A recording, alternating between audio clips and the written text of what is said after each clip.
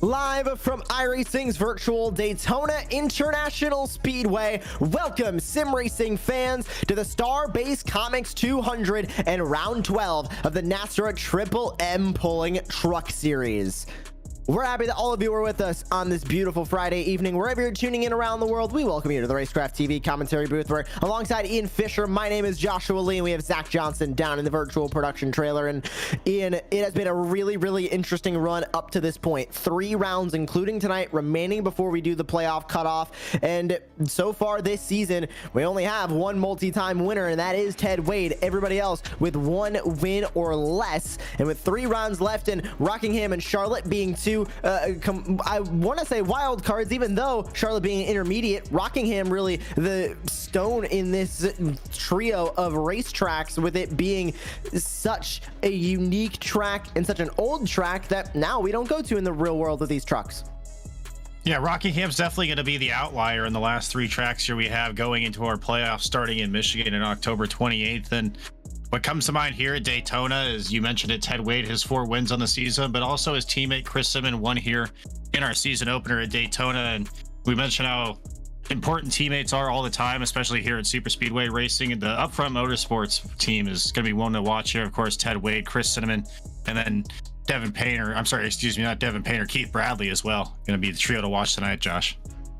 And so far this season, only Ted Wade has won multiple races. And there you can see Tyler Dittmer, Brady LaBeouf, Joey Doucette, Stephen Thomas, Justin Lumpkin, Chris Cinnamon, and Devin Painter. The drivers all with 1 win this season. Jacob Klinkart, pretty good above the cut line at 99 points. But Keith Haney, Michael McKinnon, Adam Newbert, Brian Abbott back from there.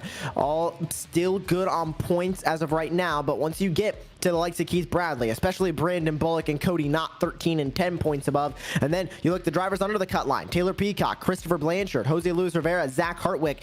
They still need either a win or to get in on points. And with 3 races left, they're not going to be able to rely on points much longer, Ian. It is time to get to victory circle. And tonight at Daytona, with it being a draft track, the restricted plate track, the draft being the equalizer, that this could be the opportunity that Peacock, Blanchard, Rivera, Hartwick, looking further down in the points, that all those drivers like Cantwell, Morales, Wigington, this could be their opportunity to lock themselves into the playoffs. Well, time's running out, right? And in this winning you're in scenarios, you find someone like Taylor Peacock right on the cut line there. You got to imagine he's going in tonight with a lot of confidence. He won our season opener opening exhibition clash race here at Daytona. Not a points paying race, but still it's got to give you some confidence coming into a place you know you've won out here before, Josh. It might just be all that Taylor Peacock needs here to get it into victory lane tonight.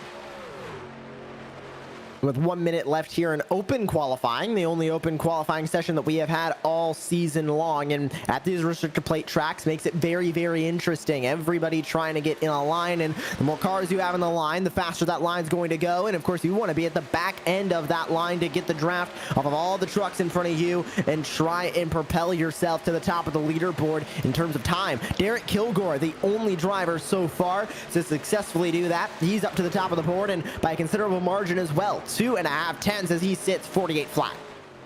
Yeah, it's a huge advantage, especially here on a super speedway, Josh. You don't see a gap of about 0.2 of a second. Just put that in perspective, about first through, they call it 13th, or within 2 or 3 tenths of each other. So you mentioned it, you want to get to the back of one of these lines, preferably the longest line you can find here. You don't really want to go 3 wide there and kind of force the issue. But again, definitely a unique qualifying format we have here tonight, and not something we see very often. And with 5 seconds left, we are going to see who's going to be able to complete their laps and who's going to be stuck at the back of the field. Across the line for this group, 2 by 2. Not going to be the quickest time across the line, but with a minute remaining in for all these drivers to get their lap times in. Nobody jumps any significant positions there. Stephen Thomas not going to get a lap in. Brian Abbott, Keith Haney, the drivers that sit without a time currently, are still at the back of the field, as we see the 3 and the 2 drafting together. That's the 3 of Chris Cinnamon, the 2 of Ted Wade. In this duo, what used to be very quick in tandem drafting now is not very quick at all. 52 flat and a 52.3 for Cinnamon and Wade. We'll see if they can improve this time across the line, but they're not going to be able to improve too much. That 48 flat is going to be very difficult to beat from the 11 of Derek Kilgore. Yeah, absolutely. And you mentioned it, the tandem draft never really kind of panned out for the trucks, but definitely not the era in this level of the truck that we have here on iRacing now to be really getting the run there with the tandem draft. And you see there, they kind of end up towards the back of our pack that has qualified here so far, Josh. And that's going to be important here, especially track position. If you're somebody like Ted Wade, you can kind of afford to sit back and let this race develop in front of you. But if you're the Keith Bradley, the 29 machine, you've qualified in third position, you really want to get a win here tonight at Daytona, lock yourself in the playoffs with your teammates. You're about doing all you can right now. Well, qualifying has wrapped up, and we are ready to take a look at the starting grid. And for the first time in his NASRA Triple M Pulling Truck Series career, Derek Kilgore will start on the pole. In the last season of NASRA competition, he was able to start inside the top 10 twice. This is his best starting position at a former 9th place best for the 11 machine. He'll start to the inside of Hunter Parsons, who is making one of his first starts here tonight at Daytona, to the outside of row 1. Keith Bradley, Taylor Peacock, 2 very familiar names on row 2. Back from there, Blake Lothian will round out the top 5, with Robbie Richards still looking for more success in the NASRA Triple M Pulling Truck Series, starting P6. Jose Luis Rivera and Brady LaBeouf sharing the 4th row, rounding out the top 10. It'll be Ed Osborne and Huck Wigington, 2 drivers looking for some spots in the playoffs out of tonight's race. Zach Hartwick, CJ Fondog going to be 11th and 12th, and P13 will be Eric Zimmerman. Raul Meza will be 14th, with Devin Painter rounding out your top 15, and the drivers now getting into the 49-second times. Jacob Klinkart starts P16, with Adam Cantwell, Jonathan Mundus 17th and 18th. Christopher Blanchard, Ted Wade going to round out the top 20, a farther down starting spot than Ted Wade has had really all season long in 20th. James Morris, Jason Morales going to be 21st and 22nd, with Chris Cinnamon being the last driver to put in a lap time in qualifying. Everybody else back from here did not put in any times. Justin Lumpkin, Steve Williams to the top 25, with Brandon Bullock 26, Stephen Thomas, Kyle Hess 27th and 28th, Dana Shepard, Brian Abbott going to round out the top 30, and rounding out the field will be Nathan Smith, Michael McKinnon, Keith Haney, James Haney, Cody Knott, rounding out the 35 drivers that are taking the green flag tonight. TJ Moore, race control, P36. He will not be taking the green flag tonight. But as the field now is behind the official iRacing pace truck, how about the 11 of Derek Kilgore? Only 2 seasons with starts, Ian, and now he has his not only his best starting spot of his career, but I'm thinking it could lead to one of his best finishes. He was able to grab 3rd at Atlanta earlier this season, and he looks to try and continue that momentum on these plate tracks.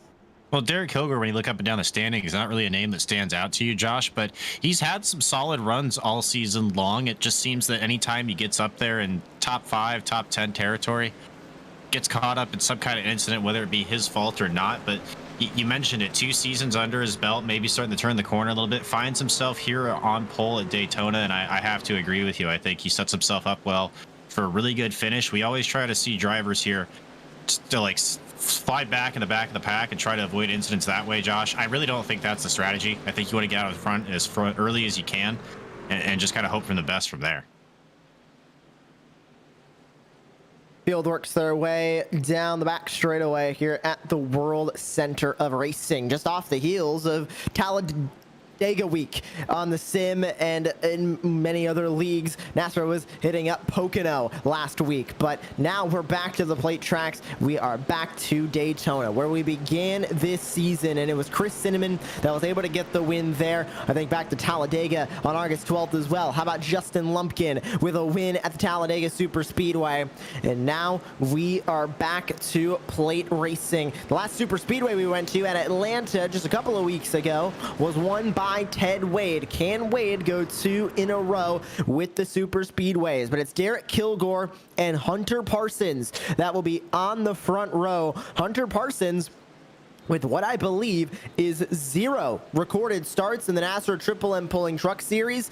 He makes his first one tonight outside of the front row. Pace truck pulls its way off into the safety of pit lane. They hit the Geico restart zone, and we are racing from Daytona.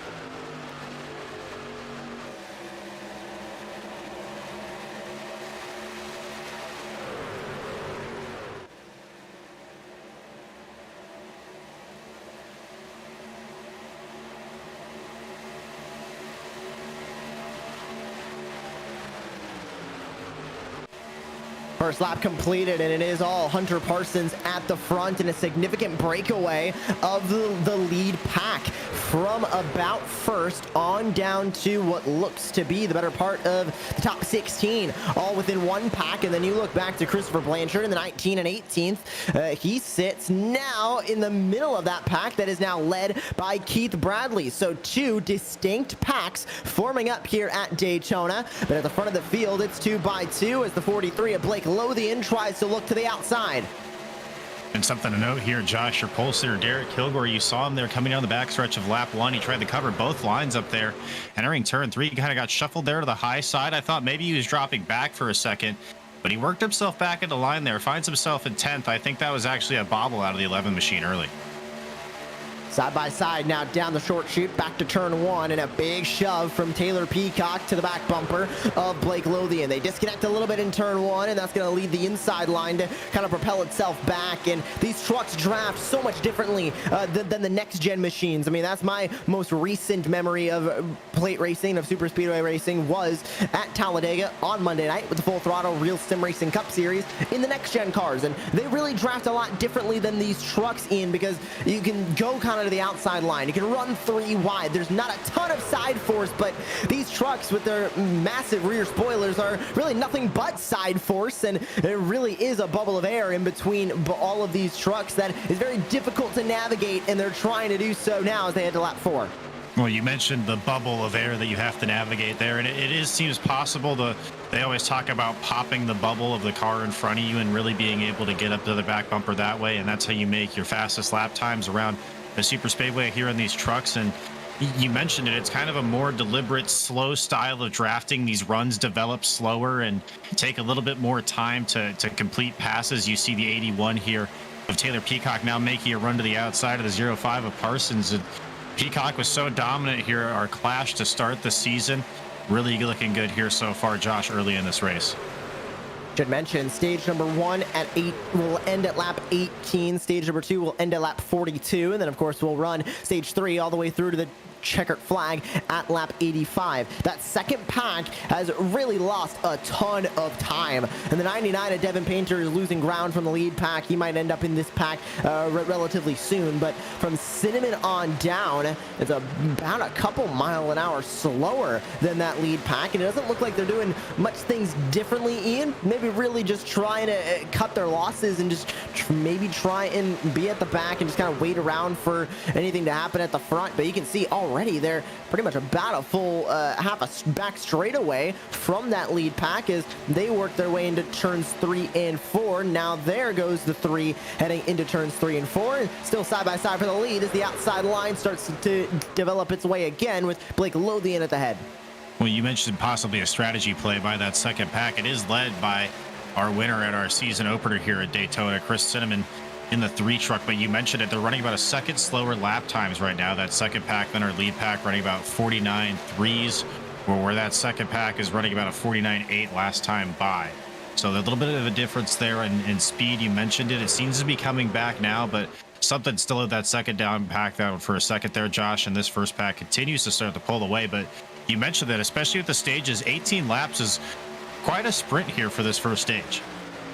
It is a sprint, and of course, as most of the stages in the NASRA Triple M Pulling Truck Series, they kind of take into account the time under caution. So we're expecting about 4 laps under caution, which will mean that stage number 2, even though it ends at lap 42, and that is a 22 lap difference from lap 18, it will be roughly about the same distance in about 18 to 20 laps once that caution is over and done with. Still 2x2 at the front, and only now 4 trucks going to be strong on that outside line as it starts to break up a little bit. We sit on board with Brady LaBeouf, winner this season from earlier on in the year, and he got, of course, his win at the Indianapolis Motor Speedway.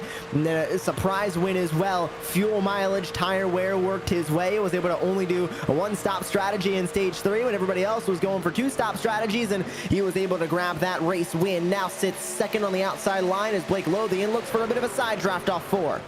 I was just about to mention, Josh, you see the 43 of Lothian there dip down every time they're in their corner, right to the door of Taylor Peacock in the 81, trying to get that side draft as much as he possibly can. And Right now, they're able to make it work on the straightaways, but anytime that bottom lane gets into the corners, the advantage goes to them again. But Lothian doing a great job there on the outside, trying to slow that inside line down and make his way around there with Brady LaBeouf.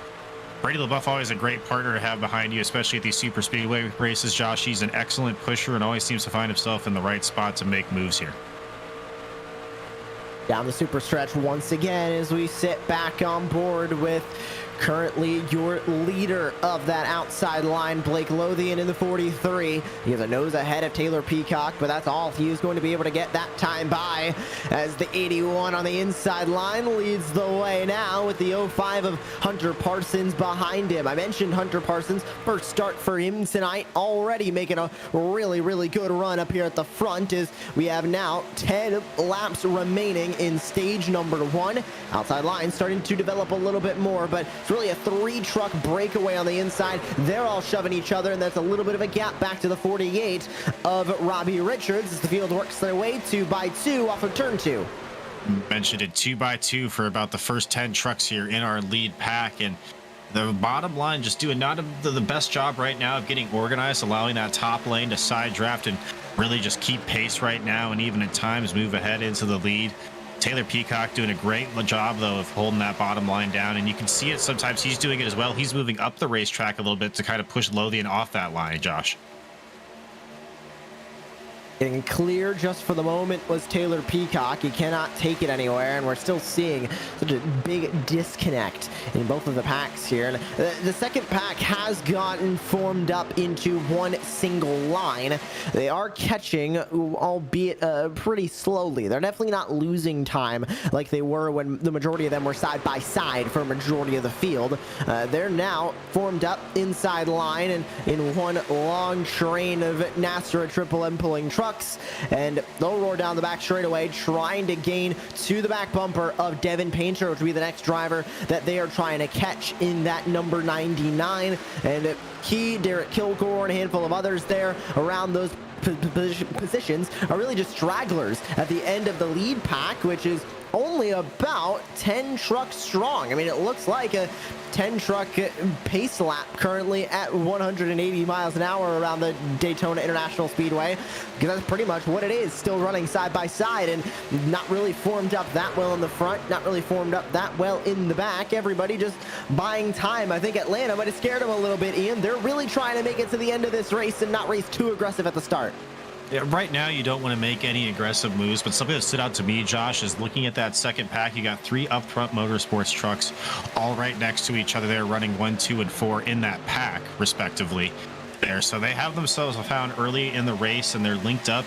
When we get this caution here at lap 18 or sooner, they're going to be right next to each other. They're going to be able to start making moves up through this pack, especially once all these trucks get bunched together again. Remember, stage number 1 will end at lap 18. As they cross the line, Lothian will lead that time by. Now 5 trucks on the outside, make it 6 as they are joined on that outside line by the number 94 of Eric Zimmerman. One of the big stories coming out of Atlanta, Ian, I really think, was the fact that at these super speedways, anyone can win. I mean, we saw Eric Zimmerman have one of the best races of his career before he unfortunately was taken out in an incident. I mean, Raul Meza had another amazing race, one of the best of his career, and unfortunately couldn't get it done at the end. But we know that at these super speedways, anything can and will happen, and I think we really are going to see some drivers really make some headway at the front of the field and really shake things up, especially if, you know, the likes of Zimmerman can get further up into the top 10. How about Raul Meza in 9th? I think it's CJ Fonda, who we haven't seen win a race yet. He could work his way up. Jose Luis Rivera, normally very consistent, but still looking for more wins in the win tally. And not only that, but you look just outside the top 10, the 00 of Huck Wigington running the Starbase Comics paint, our namesake sponsor here for our race tonight. I'm sure he's out there trying to make a good run right now. Like I said, finds himself just outside the top 10 at 13th position. Another name that comes to mind is the 11 of Derek Kilgore riding just behind him at 14th. A little bit unfortunate there with his qualifying effort. Got himself shuffled back here, finds himself towards the tail end of this first pack, but still a good run from that 11 truck nonetheless. I couldn't remember if I had seen Jose Luis Rivera gravity wins in the past, and I don't believe I have. So he would be still winless in NASRA competition if he's able to walk away with the win tonight. That'll add 1 to his win tally and also lock him into the playoffs. So as he currently stands, P19 and outside of that cut line. Back to turns 1 and 2, lap number 18 of 85. 5 laps to go before that stage caution comes out, and it's still Taylor Peacock with a lead at the front, but here comes the outside line with Blake Lothian. They just cannot get enough of a push to be able to clear that number 43. They stay strong on the outside, not giving up hope, but Taylor Peacock on the inside has the momentum and almost comes up and meets Blake Lothian in the middle of 2 lines. Not only that, but the 0-5 of Hunter Parsons doing a great job right now on the inside line, physically pushing Taylor Peacock down the backstretch, and that's all the difference right now that's able to keep him side by side with Lothian and the 9 of Brady LaBeouf as well. But we're going to see some moves being made here. I wouldn't be surprised if you see Lothian able to clear the 81 of Peacock at all, if you see him move down to the bottom and leave LaBeouf there leading that outside line. Field works their way back to the super stretch, and now with the time running out in this stage, how important are these stage points to these drivers? How about Raul Meza outside of the top 10? Remember, top 10 earn stage points. How aggressive is he going to be to try and get inside the top 10? Does Ed Osborne need stage points? This could be his first top 10 in a stage all season long. How about Brady LaBeouf still trying to get some playoff points on the board? Will he be able to walk away with the stage win? Remember, it's not just points for the top 10.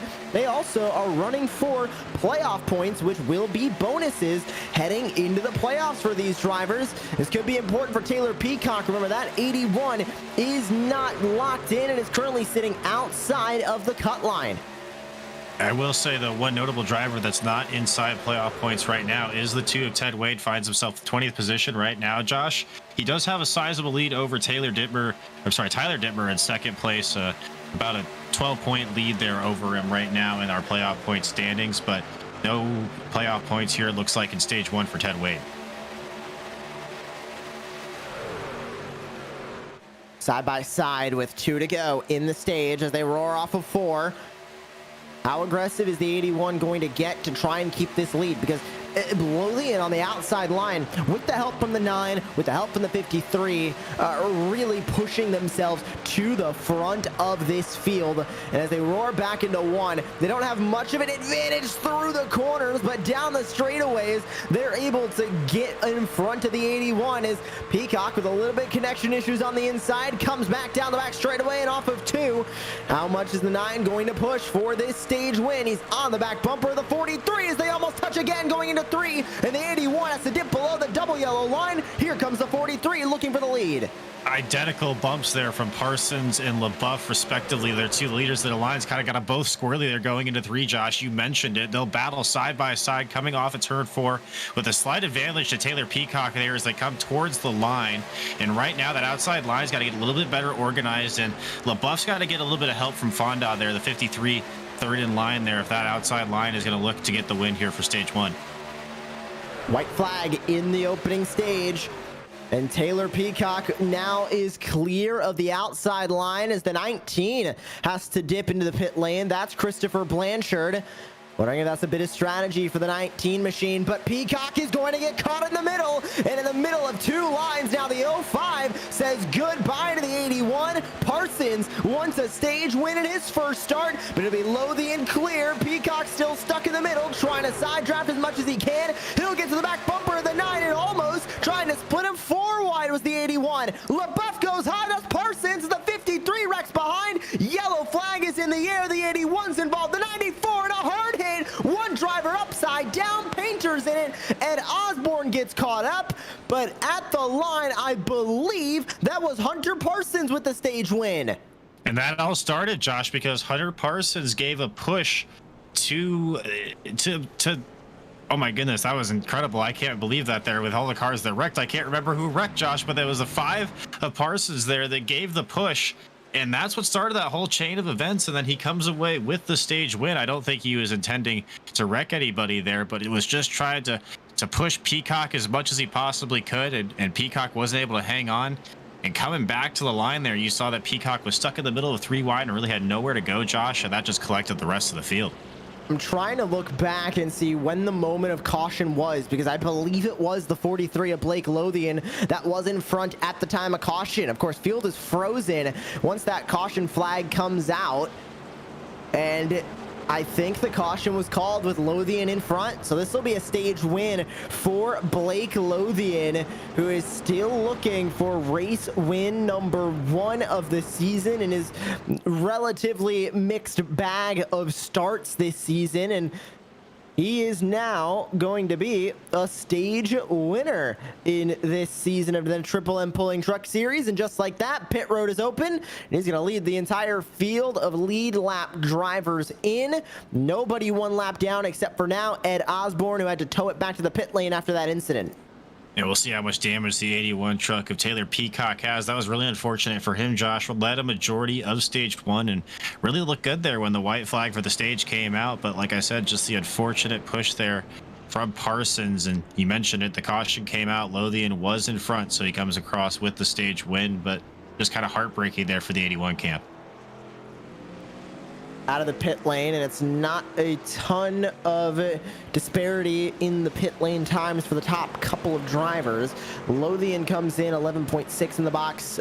Christopher Blanchard will assume the race lead with that timing of his pit stop right as the white flag came out for stage 1. Hunter Parsons with 7.3. Seems like a handful of drivers either going for 2 or no tires, which it's Daytona, Ian. It's the new Daytona. It's the repaved Daytona. We're not going to talk too much about tire wear, but let's take a look at what happened coming to the stage win here.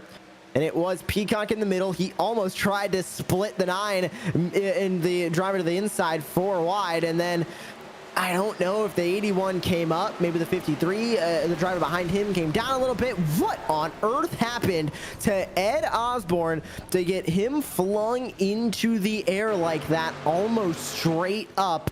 We go back again, and we'll be able to get a good look at what happened to the 81 and what happened here to the 42 of Ed Osborne. So here they come off of turn 4. Did the 5 push the 53 down? No, the 81 came up a little bit. Maybe a little bit of connection issues involved there as well. And there's a hit with Raul Meza, and gets stuck in the wall and straight up and into the air. We are pretty close to Kennedy Space Center here in the Daytona Beach. I believe only about an hour 15 to the, actually about 30 minutes to the south. Not terrible disparity in between the distance of Daytona and Kennedy Space Center, but I think Ed Osborne might be a new SpaceX recruit after that one. You know, Josh, I'm really glad you made that joke, because I wanted to make that joke, but I was going to have to ask you on the geography, you being a Florida native, of the Kennedy Space Center relative to Daytona Beach, but you went ahead and did all that for me, so I appreciate it. I had to remember, because every time I have been to the track, which is, oh my goodness, I've maybe been to about 10, 12 races at the Daytona International Speedway. But my grandfather lives about 45 minutes to the south, and they live about, I want to say 15 minutes north of Kennedy Space Center, northeast of Kennedy Space Center. So it's more like an hour away from Daytona Beach. It's just a quick run on the highway out to the west, and you get to Kennedy Space Center and Cape Canaveral, Port Canaveral, where you can take some cruises out of. So I know my way a little bit around northern Florida, the northeast of Florida, but not too terribly much. And we'll see. We'll keep going racing here in northeast Florida with about a 21 lap stage 2. This is going to be a relatively long stage, especially compared to only 18 laps in stage number 1. They can go about 30 to 35 laps on the fuel, so we're not worried about fuel pit stops just yet, but everybody takes a full tank of fuel on that caution. Everybody in the field has touched the pit lane at least once. Ted Wade has come down twice, and it's a solid line of drivers that came in when the pit lane was closed that are now going to have to start tail end of the longest line on the inside. Green flag back in the air, and it's Christopher Blanchard that's going to lead the way on the inside. Hunter Parsons leads the field on the bottom. And you saw the short pit there by Christopher Blanchard. Josh, you mentioned if it might be a little bit of strategy there. You see adherence, the lead here at the start of stage 2. So I think that was a little bit of strategy. Leads that bottom line with Blake Lothian alongside him there, and Jose Luis Rivera. Brady LaBeouf there on the outside with the 0-5 on Hunter Parsons there as they go side by side down the backstretch. We'll see now with Lothian in the pushing situation if he can do anything with that bottom line, Josh. Driver around all the way to the apron of the super stretch. That looks to be the 31. No, not sure who that is. Kyle Hess, also slow. That's Michael McKinnon that was involved in this one. And the number 13, excuse me. Kyle Hess was slow on the back straightaway. I'm wondering if the two of them might have gotten together, and that might have sent Michael McKinnon way down the order. But, ooh, Taylor Peacock also with a bit of damage from that earlier incident, but I'm not sure if Hess was even involved in this one. Let's find out. There's the 48. He gets a touch to the 13 of McKinnon. Spins McKinnon way down to the apron. Why, oh why, was Kyle Hess so slow? I think he was just trying to get out of the pack. Oh, he saw the 31 in front of him check up to the spinning 13. And then he had to check up and got out of line. That's exactly what happened. Yeah, and it's so hard to see, especially when you're in this pack situation and this pack kind of racing we see here at Daytona and Talladega, Josh. It's so hard to see what the truck in front of you is doing, or to see in front of them to see what the rest of the pack is doing as well. So if you find yourself in a situation where you're right behind a truck, you don't know what's going on, and can lead to situations like that where one driver gets spun around.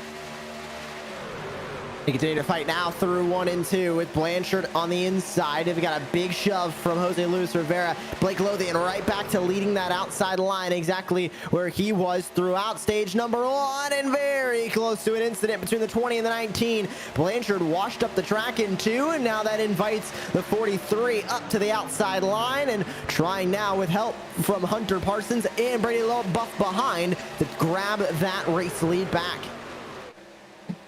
Right now, Blanchard just doing a great job of holding that bottom line down, and Lothian finds himself back on the top side now, trying to make that work. He doesn't have Brady LaBeouf with him right on his back bumper yet, but he does have the 0-5 of Hunter Parsons, and we saw how good of a job he was doing up into the final stage, pushing Taylor Peacock. So as Lothian goes on the outside here into turn number 1, Blanchard still has a slight advantage there at the bottom side.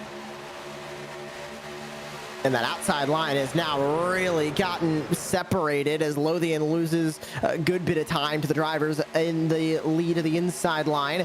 Now Clinkart going to be tucked in behind the 20 of Rivera as Blanchard still leads that line. But now Lothian with his drafting buddy from stage number 1 behind him. Brady LaBeouf in the 9.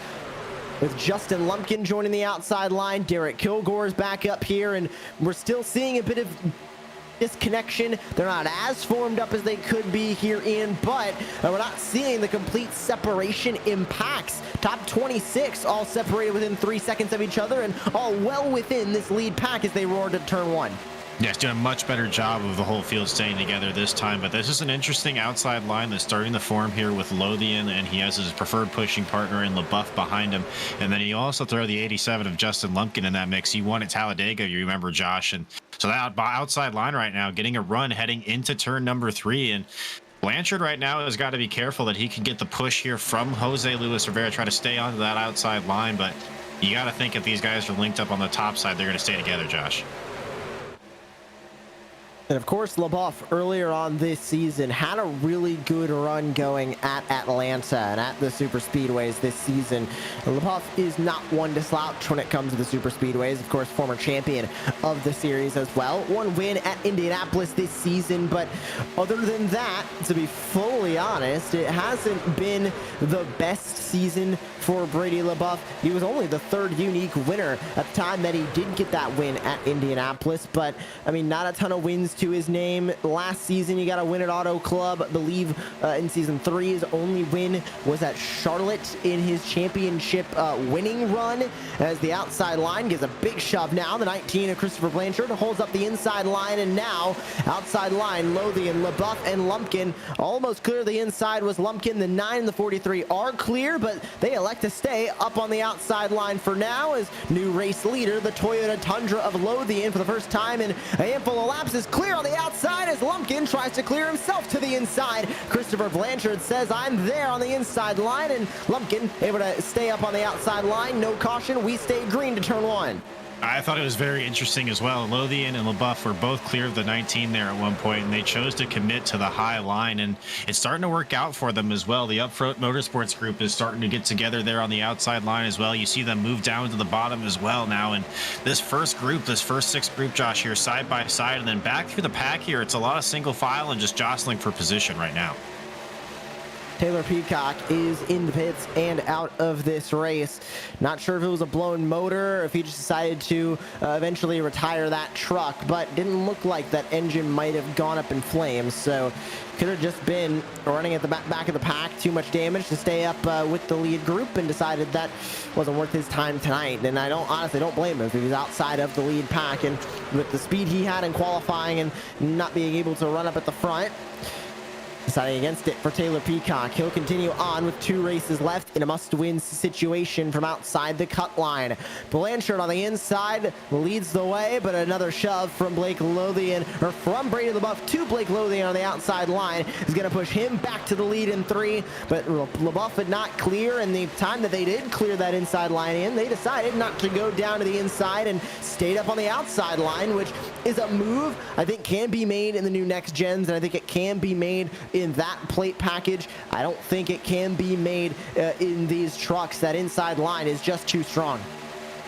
Like I said, I'm very surprised that Lothian and LaBeouf did not choose to move down to the bottom side when they had it. And you mentioned it. You got to take those chances while you have them. Right now, that outside line getting kind of hung up there and falling back there. They're almost falling back behind the 5 truck now, Klinkhardt. And you see nobody on that top side. Outside about the top 10 is really going to that high side. It's just a freight train around the bottom right now, Josh. You mentioned it. So just really hard to get anything going. And if you do happen to make that outside line work and clear, you got to take that position, in my opinion.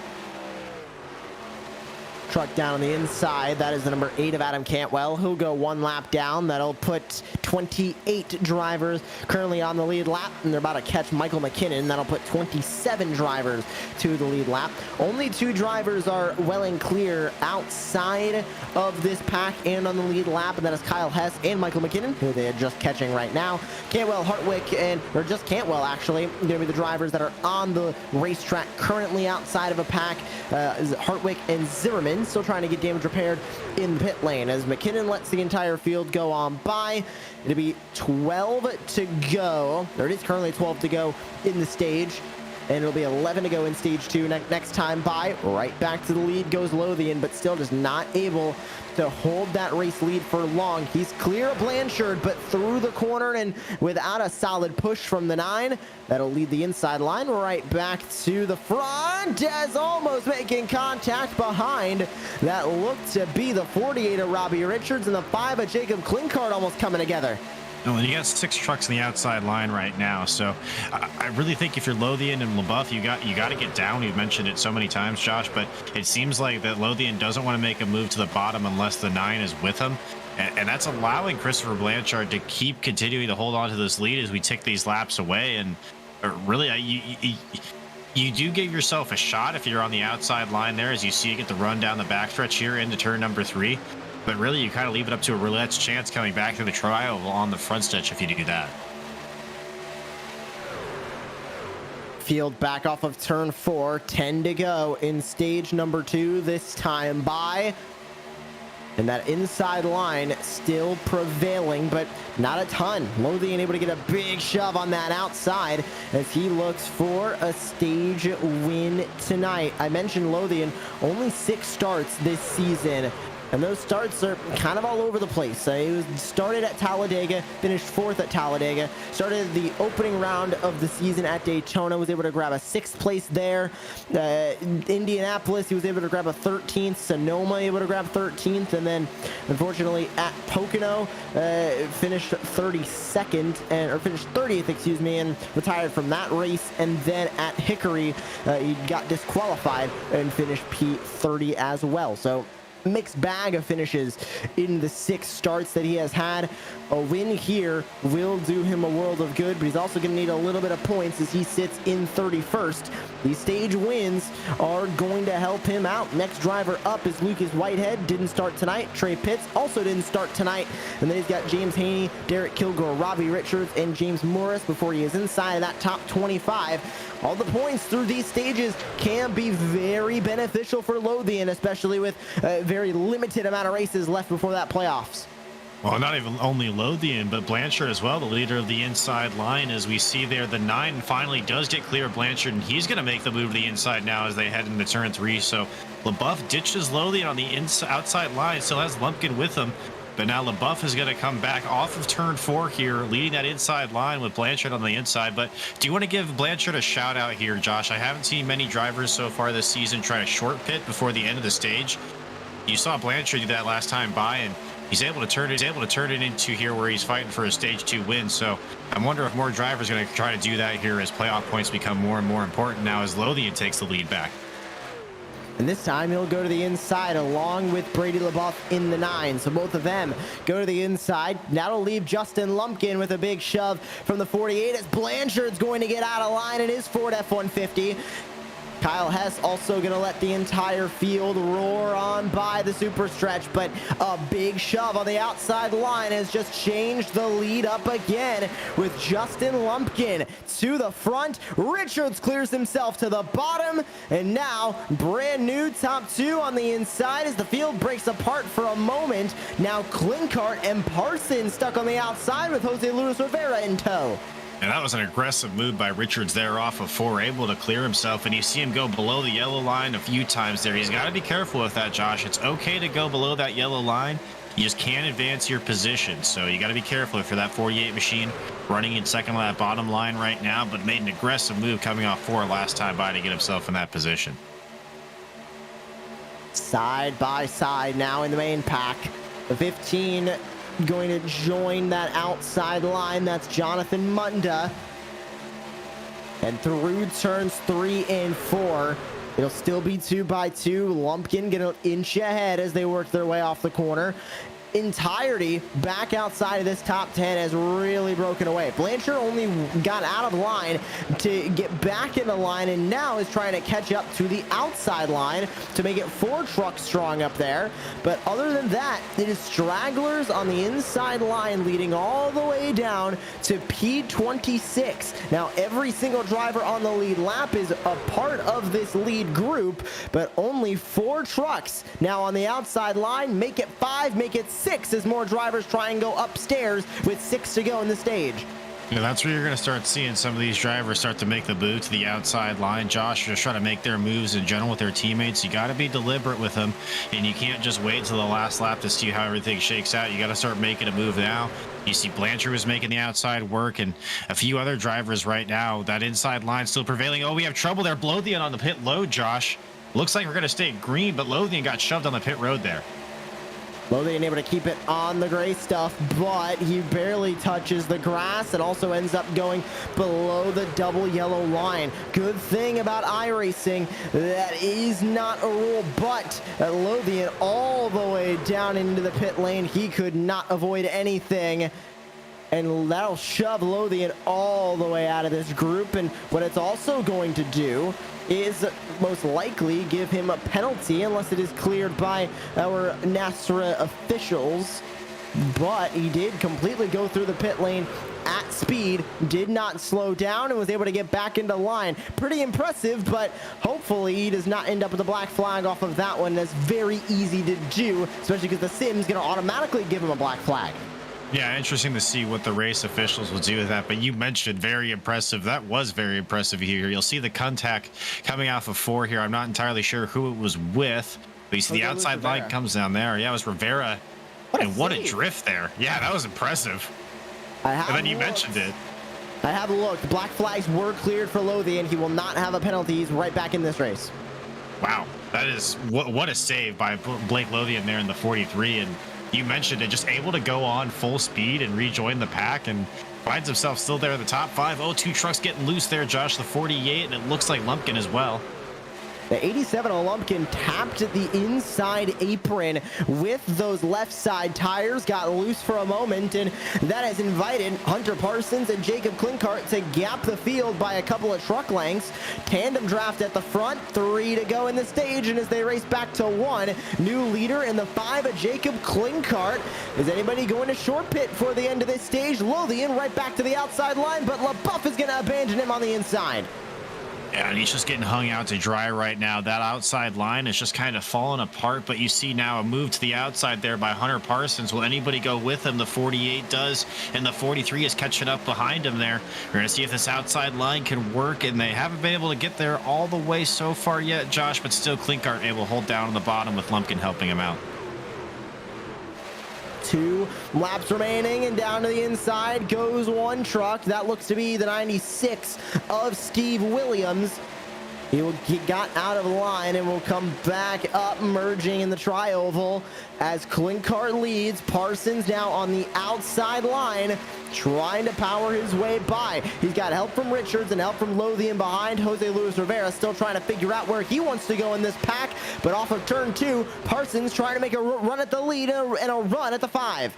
And not only that, the 20 of Jose Luis Rivera there has damage on the left-hand side, so kind of hard for him aerodynamically to stay with the rest of this lead pack right here, side by side. For about the top 6 trucks, make that the top 8 trucks there now as Brady LaBeouf kind of moves into the picture there with Blake Lothian, and right now that outside line just able not to get just enough of a run there to clear the inside line and Jacob Klinkart.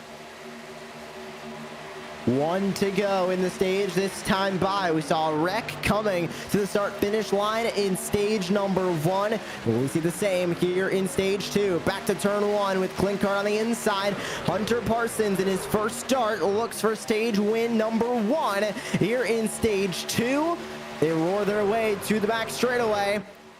Who is going to give as Parsons with a shove behind from the 48 of Robbie Richards. They race to 3, and Richards not able to give enough to the back bumper of the 05. He will clear for a moment in 3, but he's not going to be able to clear the charging inside line. It's Lumpkin tucked up behind Jacob Klinkart, and as they go side by side off of 4, who's going to make it back to the checkered flag first? So the green checkered flag to the end of the stage. Big shove from the 48, 3 wide behind, and photo finish for the stage, and it's going to be Hunter Parsons in the 05 that's going to walk away with it.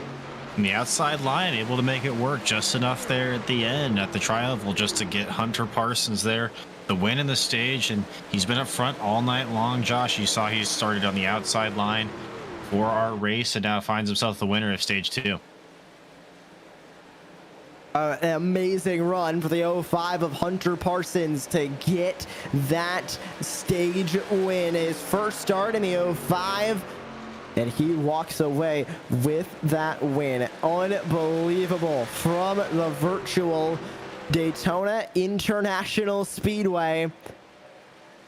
And this is only halfway done with this race, 85 laps. We now sit on lap 43 with 43 to go as the field catches the iRacing official pace truck. Parsons will lead the field into the pit lane. Nobody, to my knowledge, they're in short pit on the lead lap. So it's going to be everybody in the field coming down pit lane at the same time, and it'll be a race for the pit crews to see who gets out into the lead before we start stage 3. And with the last pit stop of the night potentially being a green flag pit stop, I don't think the short pit is as much of an advantageous strategy because you will have to pit with a group if you do pit under green flag conditions here at Daytona. So not really a surprise there to see not many drivers short pit. I will be interested to see though here with 3 tire sets these drivers do have, if anybody dips in and takes a set on this pit stop, Josh, or if they wait for an eventual possible green-white checkered finish if we have one of those. Hunter Parsons will lead the field into the pit lane. As of right now, we're going to be going green with inside 40 to go in stage 3. The fuel window, at least according to the Real World NASCAR Camping World Truck Series when they were here at Daytona back in February, was at 30 to 35 laps. I don't know if they can try and stretch it any further. However, we've seen people try it before, and we could either see drivers coming back down into the pit lane and some strategy coming to play in stage 3, or we see the big one eventually strike and we end up not talking about strategy at all, and they end up with a caution flag and a pit stop in the middle of stage 3. Yeah, one of those two options usually are the case here at Daytona, and I'm interested to see if anybody decides to possibly come around this time, Josh, and maybe try to top off, hoping for that scenario. But you mentioned it, we have one big one or even a couple of cautions, and we throw fuel strategy kind of right out the window, and it doesn't matter. Out of the pit lane, and it will be Jacob Klinkart that leads him out, with Parsons, Lothian, Lumpkin, and Richards the top 5. Munda, Kilgore, Bradley, Cinnamon, and Meza through to the top 10. And we continue on with the Starbase Comics 200 from iRacing's virtual Daytona International Speedway, with only 2 races now after this one remaining before we cut them off for the playoffs. Rockingham, Charlotte going to be the remaining 2 rounds before the Sweet 16 begin, and then Michigan, Circuit of the Americas, and Kansas, 3 completely different tracks to start the playoffs. And then we go to the Talladega Super Speedway and Bristol now, November 18th and December 2nd, and then we crown the champion at Las Vegas. So completely different racetracks for the final 8 races on the calendar, with of course the playoffs being 6 of them. Michigan's Coda and Kansas to start off the playoffs, and that is going to be a tough challenge for the 16 drivers that are going to try not to be one of the 8 that go home.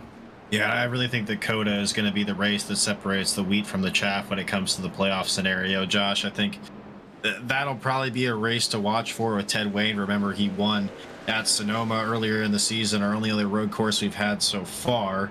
So it'll be probably his race to watch out for there to really make a splash as far as that first round goes. But you mentioned it, Michigan, that's a tough track for these drivers as well. You may think it's just a simple 2-mile oval, but there's a lot of factors there. Momentum is going to be key to that race. And then the only 2.5 miles that are very similar, you mentioned it, are Kansas and Las Vegas, and even the differences there with Kansas with the different banking and the different corners, and then Las Vegas with the kind of the whole rounded just shape of it in general. 2 different 1.5 mile ovals, even though they are very similar in the length category. Field back to 2 by 2 behind the official iRacing pace truck, and we'll be inside 40 laps to go in stage 3. 30 to 35 laps on the fuel window. At the upper echelon of that window, we are going to be very, very, very close when it comes to fuel mileage in this race. Interested to see what is going to happen. And a reminder, even though we haven't talked too much about tire wear, drivers took tires, majority of the field took tires the first time, last time by. And so each of them will have 2 tire sets still remaining in the pit lane. And we'll see if those even get used through the green flag stops or through the caution flag stops that we see here in stage 3. We have not had an incident caution that has been standalone from a stage caution. We did have an incident caution come out the lap as we were coming to the checkered flag for stage 1. Other than that, no yellow flags other than the stage 2 break, and we're back underway in stage 3. Leading the way, it's Jacob Klinkart to turn 1. Right now, the outside line just not doing a great job on that restart, Josh. You see them falling behind here. Klinkart just getting a heavy push from the 43 of Lothian there on the inside. Almost a little bit too much of a push there. 5 kind of rides up the wall there. The 43 will go high as well, and now he kind of finds himself in no man's land. That's going to allow the 48 to move on the inside there, and they'll go side by side down the backstretch, but just a little bit too much of a push from 43 there on the restart. Robbie Richards leads the way on the inside, but there's the shove from Jacob Klinkart. He's got Blake Lothian behind, and something we brought up a little bit at the beginning of the show, Ian, but not necessarily in this way. The tandem drafting. You can push in these trucks. It is possible to push in these trucks. Look at the front end of each of these trucks. Unlike the next gen Chevys and Toyotas, which are relatively pointy at the front, whether it's the Toyota Tundra, whether it's the Chevy Silverado, or whether it's the Ford F-150, the noses are flat, the back bumpers are flat. You can push all day long as your engine doesn't get cooked while you're doing it. Yeah, that's the only thing you really got to worry about is getting out and peeking your nose out and getting some air to your engine. And also, you don't want to cause too much damage on the front end of that machine, because once you find yourself at the lead, you won't be able to keep the lead of whatever line that you're in there, Josh. So it is a little bit of a balancing act. You don't want to beat the nose of your truck up too much, but you definitely can make physical contact while you're drafting here, especially at these super speedway tracks. Maybe not so much in Atlanta, but definitely here at Daytona and Talladega. To the outside goes Richards. He is tired of sitting. Second place on the inside line. The Mission 1 Esports number 48 looks for the race lead as they cross through the start-finish line at the Tri-Oval. And back through to turn one. It's going to be a shove from Lothian that's going to push the 48 to the lead. Does Richards stay top line? He tries to go down. Lothian clear. And now to the inside line goes the 48 and the 43. And it looked like almost, Josh, that the 43 had made that decision for the 48 there of Robert Richards. It looked like Lothian made the dive to the inside first, and then Richards there just didn't want to get hung out to dry. And you see the 43 just beating the back bumper off the 48 there, just trying to get away from the rest of the pack. They do have the 5 with them, but it's a separation of about a car and a half, or excuse me, a truck and a half now, back to Hunter Parsons and the rest of the field. Off of turn number 4, and that outside line still trying to get its momentum worked up. And Jose Luis Rivera is leading a second line way back in the pack. That's 19th all the way through, I believe, 27th on the track. And they're just running single file, possibly trying to stay out of whatever big one that might be brewing at the front. We always say it's not a matter of if, it's a matter of when it comes to the big one at Daytona, Talladega. And I guess now we have to include Atlanta Motor Speedway into that conversation. But we really have not seen a large wreck yet. And I think these drivers might be sensing a little bit of, oh, here it comes. We are going to see a large wreck at some point. But even as I say that, now the lead pack has really started to settle themselves out. And now it's inside majority with the 48, the 43, and the 05 leading the inside. And it doesn't surprise me to see some of these drivers bailing out of their moves here early, Josh, especially in stage 3 with so many laps that we have here. But once we get down to 25 laps to go, and especially 10 laps to go, you start seeing drivers make aggressive moves and maybe going for spots that aren't there or close quicker than they were expecting. And that's when you start to see those big accidents that you're talking about. But right now, you mentioned it, just a lot of respect out of all the drivers here in the field. And I think everybody in a little bit of self-preservation mode as well. And almost making contact with the 48 and the 43. Richards tries to come down to the middle line, but there is Jacob Klinkart to try and contest. And now the 48 has to dip in a line in the middle. And the 43 of Blake Lothian back to the race lead. He goes upstairs to try and block a charging Jacob Klinkart, and it does work for the moment. That'll leave Hunter Parsons open on the inside line, P3. And now the 5 gives a big shove to the 43. That'll push Klinkart now to the inside line, leaving Lothian upstairs and brand new leader Jacob Klinkart in the 5. Yeah, Klinkart had to check up so heavily there when the 48 got out of line and then tried to get back in there. So it's surprising to see him up front here, Josh, getting the push from the 05 right now of Hunter Parsons, and 43 of Blake Lothian on the outside there gets a big push from the 48 heading into turn 3. Yeah, inside line is broken up a lot. That outside line is more formed up with 4 trucks on the upstairs line. Now make it 6, maybe 7 as they continue to bunch their way up. But then Ida Brady LaBeouf looks to the middle. He's also tired of waiting around now. 33 laps to go, and a possible another pit stop looming over these drivers. Possibly a big one as they go 2 by 2 back to turn 1. Oh, yeah, and they're starting to get hairy now, and you can see the field about 7 or 8 rows deep is starting to go 2 by 2, Josh. So you're starting to see these moves happen a little bit earlier than maybe we thought. As one driver out of line there, that's the 05 of Hunter Parsons. He's saying, I've had enough. He's going to fall to the back of this line for right now.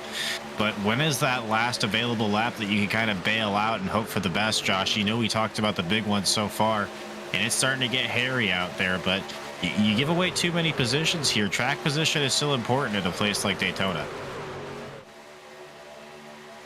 Down the front straightaway, does Richards go for the race lead here? He looks inside and he is going to try and take it as Hunter Parsons dips out of line from the front. Lothian back to the race lead with the 87 of Justin Lumpkin now to lead the outside.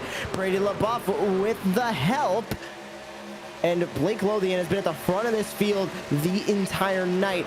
Not really seeing many new names up at the front. James Morris comes to mind in the 47. He's up here battling at the front. We haven't really seen Keith Bradley be up here yet tonight. He's running it back there in 8th in the number 29. How about Derek Kilgore in the 11? He's back to the front. And the 3 of Chris Cinnamon as well. Haven't been talked about him much. He is now inside the top 10. Still a long way to go. 31 laps across the start finish, but now's the time. We're going to start to see these drivers get aggressive, and we're starting to see the drivers that started further back in the field work their way up into the top 10. And you're starting to see these upfront motorsports guys. You mentioned it about mid-pack right now in this group here, and they're starting to get linked together. And if you do see them get linked together, Josh, all 3 of them, I think you could see a move maybe even to a possible 3rd line. I don't know if that's that would be very risky, but what I'm trying to say is if those guys get linked together, you've seen it all night long. They've been slowly pushing their way to the front. It wouldn't surprise me if they'd be striking for the lead here soon. Justin Lumpkin gonna get that lead back. And Blake Lothian fights on the inside line with help from Richards and help from LaBeouf behind them. 2 by 2. About 5 rows deep now at the front. They try and go 3 wide. I think the big question is, when are they going to try and go 3 wide? With 30 to go, we put the better part of 55 laps in the rear view mirror. Over halfway done with this race. 2 stage cautions.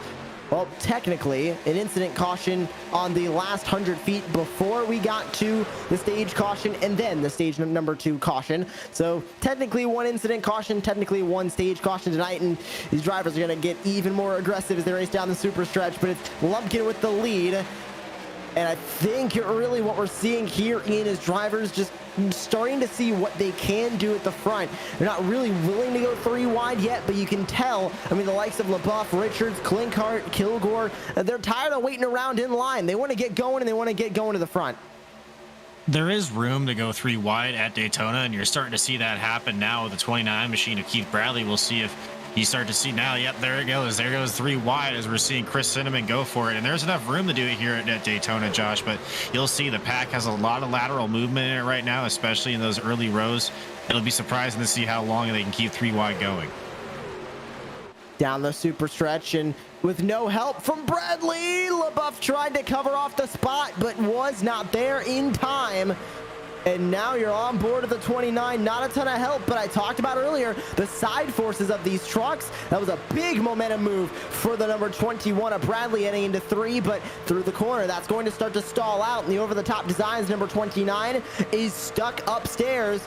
Does his fellow over-the-top designs motor teammate in the 3 of Chris Cinnamon try and help him? They've got the 2 of Ted Wade, their 3rd teammate behind him. And do they help out Bradley on the outside line? 3 wide for the race lead with a big momentum shift to the 29. I think it's just a little bit early right now for 3 wide, and that's why his teammates haven't gone with him yet. You see Kilgore now kind of start to peek to the outside and maybe think about moving up there with the 29, but this is still pretty early in this last stage. We still possibly have to make even a green flag pit stop for fuel. So that's a risky move there from the 29 machine, and doesn't have anybody going with him so far, but able to make that outside line work surprisingly just out of sheer will and side draft alone, Josh. Almost 3 wide again as LaBeouf trying to look to the inside of Justin Lumpkin on the middle line. Now back to 3 wide for the race lead. Bradley is able to do an amazing job at holding his line on the outside and also staying with these leaders. He has no help behind him, just purely relying on all the side drafts you could possibly ask for from LaBeouf and from the other drivers around him. As off of turn 2, does the 29 get another big momentum shift towards his way? He does. He's able to get a big run, keep it going, just not enough help and not enough draft to get the lead and clear anybody to turn 3. Now here comes the 3 of Chris Cinnamon to his back bumper, and now 2 over-the-top design cars lined up on the outside line, and look at them. Ted Wade joins the fray, but how about Jason Morales in the 6? He's 3rd in line on the very outside. I had no idea why nobody was going with Keith Bradley right now. It's obvious that outside line, especially the run they get down the backstretch, is just huge right now as they go into turn one. Josh will be 3 wide, about 2 rows deep there, and then Bradley makes a big dive all the way down to the bottom. He'll take that away now and try to just block here Justin Lumpkin, but again gets pushed up to the outside with his teammate. Tried to make a run there to cut off the bottom side, but really that killed all of his momentum. Bradley had the lead, had them cleared, but went back up to try and help his teammates on the outside, and that made him lose the lead now as LaBeouf goes to the inside to cover off the spot on Lothian, and Lumpkin follows in his rear view mirror, and that'll bring him back to 2 by 2, still with 3 over-the-top design cars on the outside line, trying to fight back. 25 to go at the stripe, and Justin Lumpkin back to the lead in his number 87 on the inside. And not only that, but Keith Bradley is the only one here with the over-the-top designs crew that does not have a win yet. Then that would lock him into the playoffs, Josh. So it's going to be interesting to see here down the stretch how much his teammates are willing to help him win, or if they're going to try to get in front of him and steal the win for themselves here with about 24 laps to go next time we come out across the stripe. Side by side down the super stretch, and that'll be the 29 of Keith Bradley with help from teammates Cinnamon behind. Bradley has enough of a push to clear the inside line. Cinnamon does not. He stays upstairs, but Bradley goes back to the inside, and he'll give a help to the 87, but Lumpkin not willing to sit around. He looks back to the outside to try and get that race lead back, and across the start-finish line, it'll be Keith Bradley leading the way, and this lead pack now some 12 trucks strong as 2 by 2 with still that second line also going side by side further back, trying to catch up to this lead group. But now there seems to be a lot of drivers just waiting on a yellow flag. Waiting on a yellow flag or something else to come out, but Keith Bradley has put himself in quite the interesting situation by moving down and covering off Brady LaBeouf. He let Chris Cinnamon there get behind the 87 of Justin Lumpkin and really set himself up in a position where now his teammate has to work kind of against him there if he wants to hope to get linked up again with his teammate.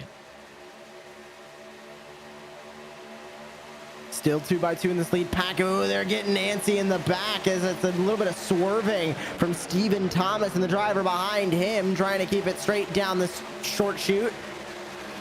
And it's Thomas and Parsons, and they're continuing to just swerve around in the middle of traffic.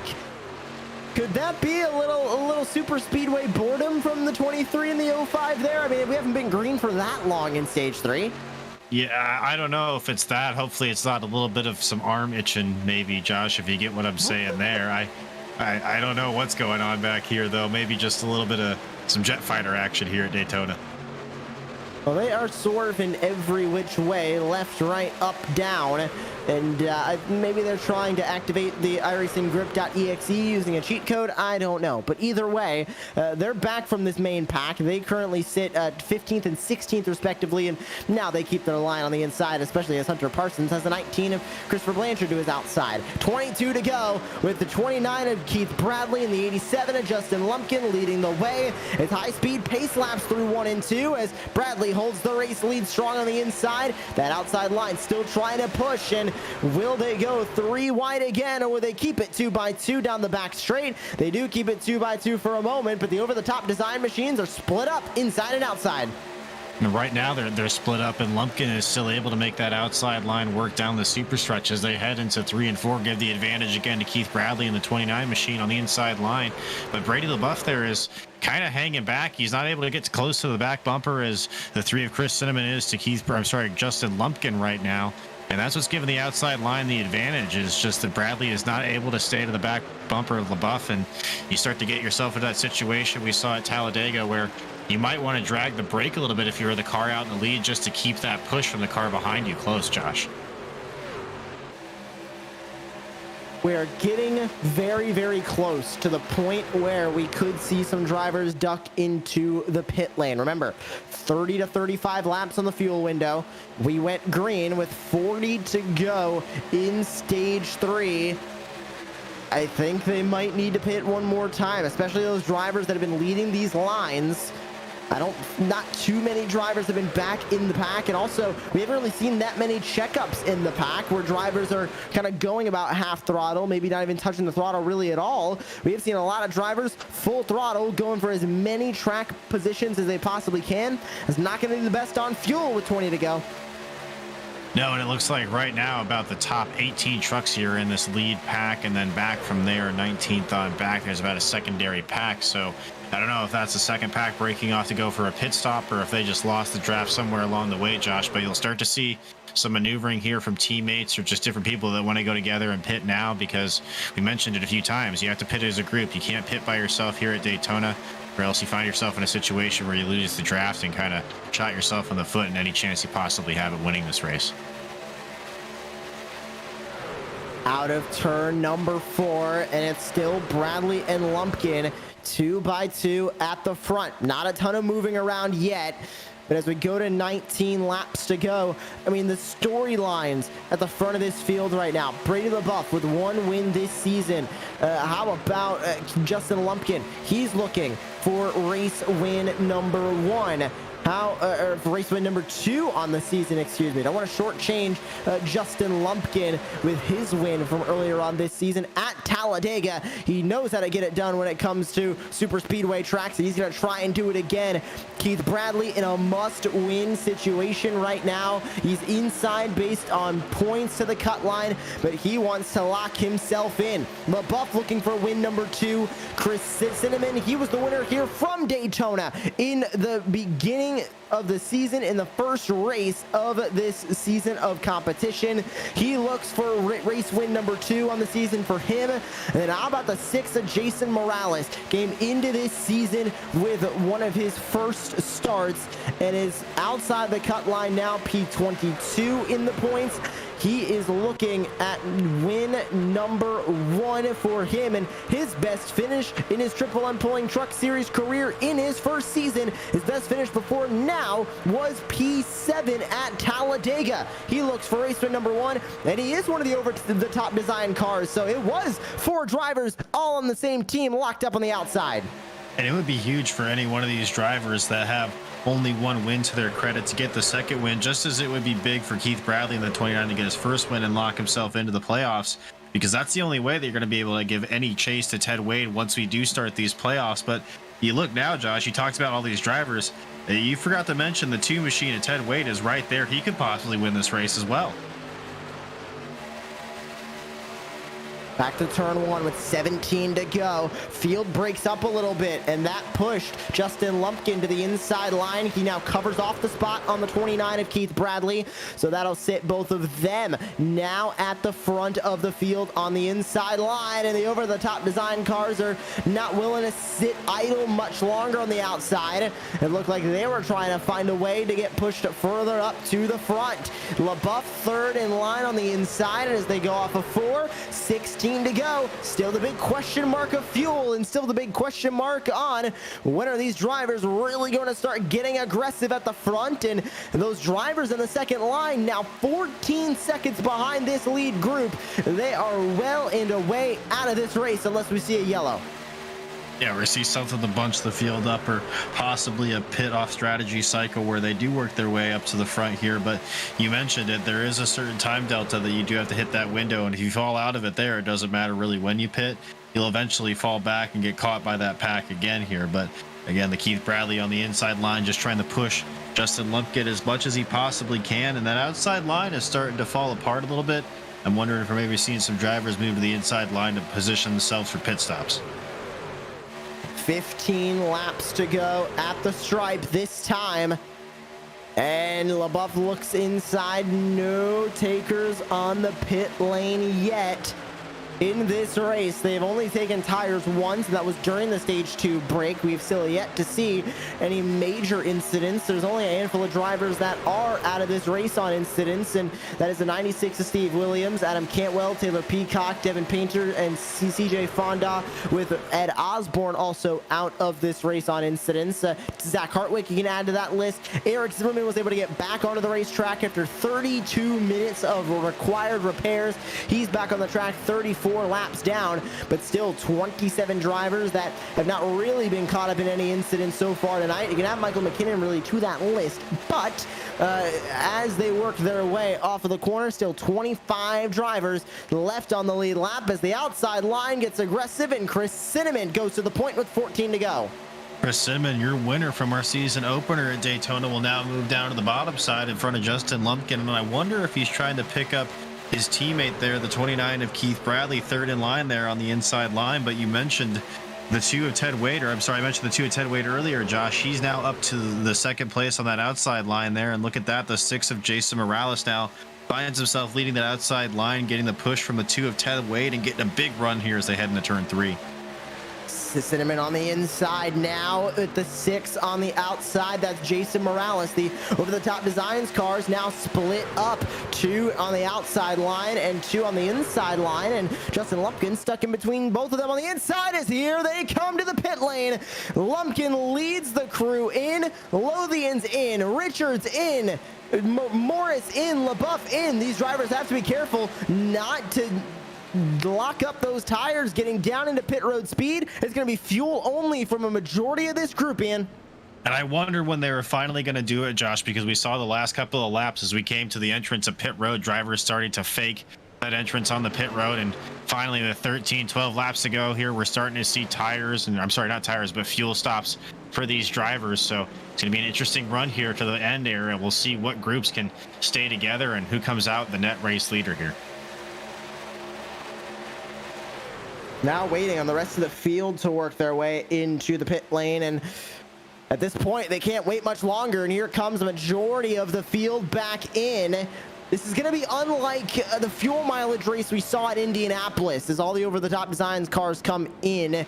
That will leave only drivers that are not on the lead lap on the racetrack, and now the second line that might have been trying to save fuel, but it's so difficult to save fuel at Daytona. And really, you're going to be burning just as much fuel no matter what, as long as you're back in the line.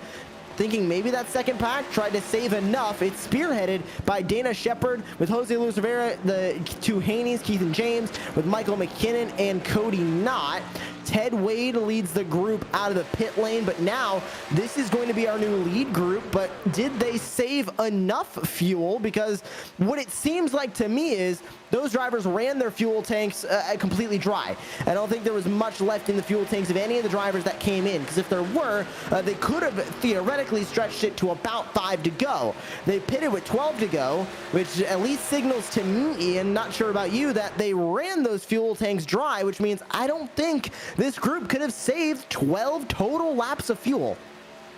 Yeah, we see 2 takers to pit road here, but Shepard continues to stay out in the 45. I don't know if maybe he short pitted off sequence there at some point, Josh, but yeah, I would think that nobody has the fuel to go all the way here.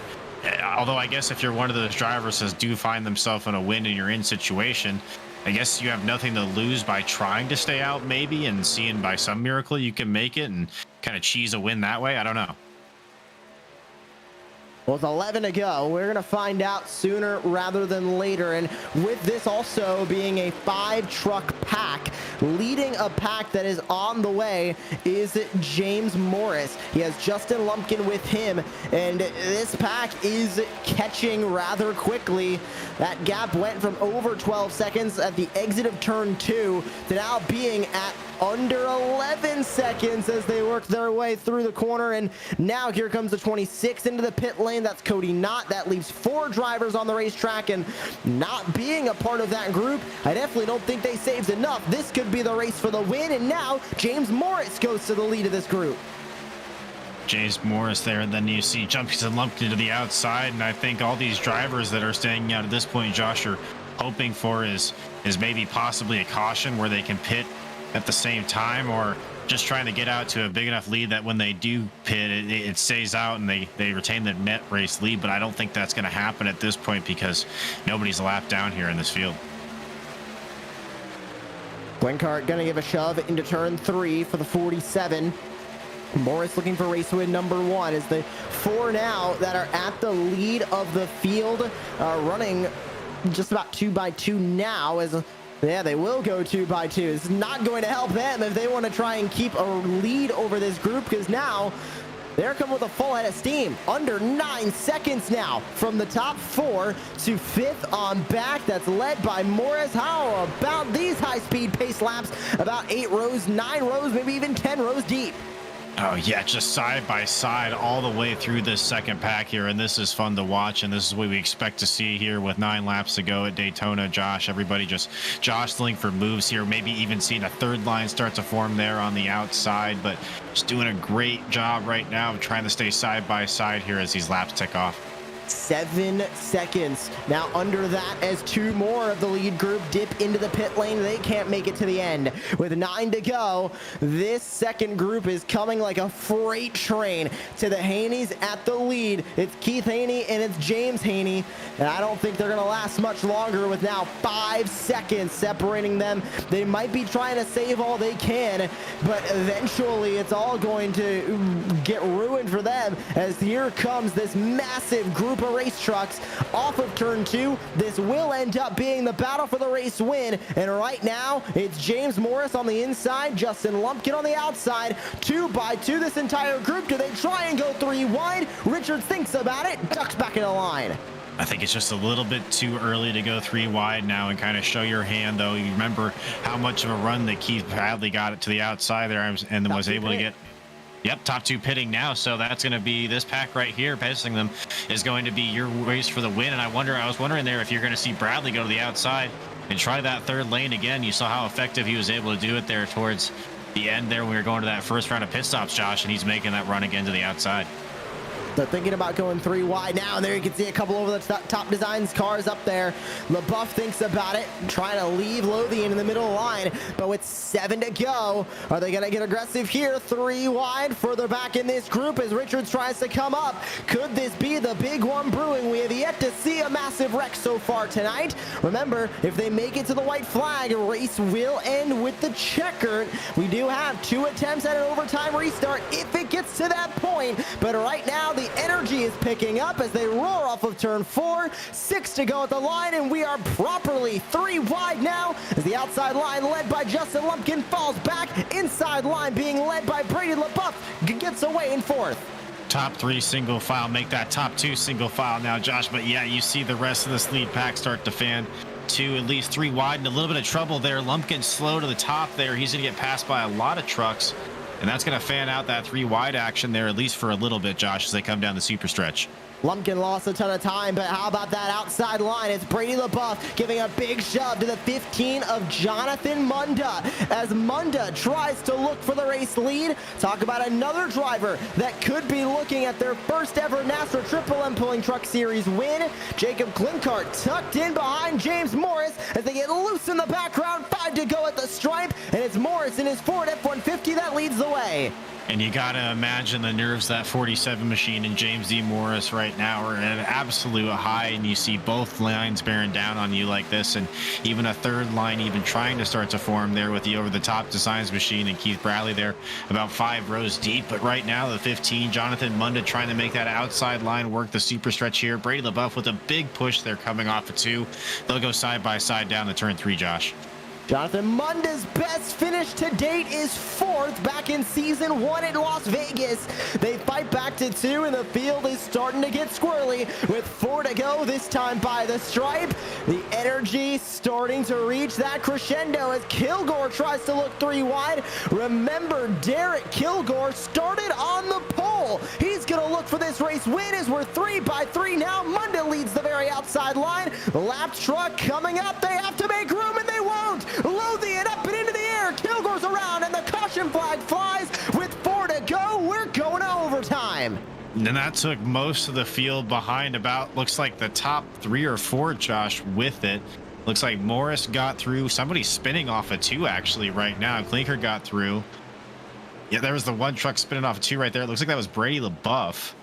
He got through initially and then started spinning there once he went off of turn number 2, and we'll see who else was caught up in that one, Josh. There was a laps truck coming up on the 3 by 3 group, and well, it actually didn't even really look like it started around that lap machine or even at the fault of that lap machine. It was the truck in the middle I believe that is Kilgore. Kilgore came down onto, it looks like the 6, and just a little bit of connection issues. Looked like it might have hindered that one as well, but it was the touch and it was the spin, and that collected Jonathan Munda. It collected Blake Lothian, sent him into the air. What a night for Lothian. That unfortunately is going to end with a trip to the garage area. There's Lothian into the wall. Munda's involved. We got caught up in the middle. Was that Hunter Parsons that got caught up in the middle? I believe it was in the 05. A lot of great race trucks just taken out in that one, as they now are going to be only a handful of trucks at the front of this field. And there's another look. Maybe the 6 came up, 11 came down. Ian, it's very difficult to call that one, but it's just unfortunate. They were racing really well, 3 wide at the front, and unfortunately just like that, we're into overtime. Yeah, just 5 laps to go at Daytona or Talladega. It kind of happens. It looks like, though, all 3 of the over-the-top designs machines got through that okay. 29 of Keith Bradley, the 2 of Ted Wade, and the 3 of Chris Cinnamon. So they'll definitely be ones to watch here in this green-white checkered situation. The 47 of James D. Morris. I don't know if he was happy to see that caution flag come out, Josh, or now if he's just sweating even more. What happened to LaBeouf there? Just spun out of turn 2. Very interesting from the 9. I got hooked by a driver. So that puts LaBeouf way down the order into actually only P3, because at the moment of caution, he was P3. So he gets to keep that spot. A handful of drivers into the pit lane. Most of them damage repair. Hunter Parsons, Derek Kilgore, Jason Morales, and the like. So this will leave now the drivers on the racetrack in the pacing line and on the lead lap. Top 21. Dana Shepard going to be the last of the lead lap drivers in this group, with Morris, Clinkart, LaBeouf, Wade, and Richards the top 5. There goes Eric Zimmerman to grab a lap back. Not going to do too much. He'll still be 32 laps down, but overtime restart. 2 attempts at overtime in the NASRA Triple M Pulling Truck Series, and classic overtime rules. Once that white flag is out, next flag will be the checkered flag, and it will end the race. If we get a caution with 2 to go, we'll rack them up and we will try it one more time. Only 2 attempts at a successful overtime restart here. So we'll see what happens on these restarts. But it was 3 wide before we even got to that point of caution, and I think it's going to be relatively much of the same on this restart, with everybody being aggressive. Because, I mean, talk about James Morris. He's looking for race win number 1. Jacob Klinkart is looking for race win number 1 in one of his best seasons of all time. 99 points above the cut line. His best finish still is only 3rd, and that came at Talladega.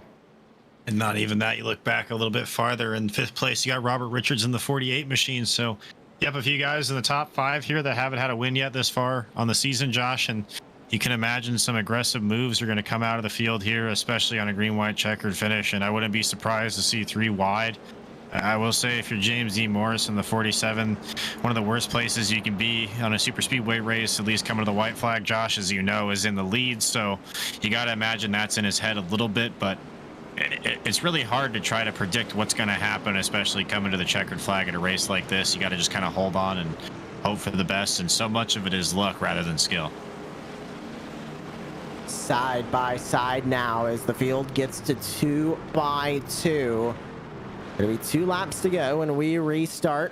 Field behind the official iRacing pace truck. And how about these drivers at the front? We mentioned Morris and Klinkart, but we'll look further back from there. We know anybody can win from any row on this restart. Robbie Richards still looking for his first win of the season.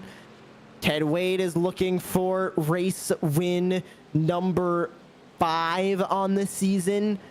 Stephen Thomas is looking for race win number 2. Chris Cinnamon looking to sweep the races at Daytona. He restarts inside row P7. Keith Bradley is looking to try and get himself above the cut line, because where he currently sits in the cut line, he sits underneath, or he sits above at P14, but still not in based on wins. He's in based on points. And Brady LaBeouf looks for race win number 2. A lot can happen up here at the front. But the official iRacing pace truck will lead the field off of turn 4. And back across the tri-oval. They'll hit the Geico restart zone, and we'll go back to racing.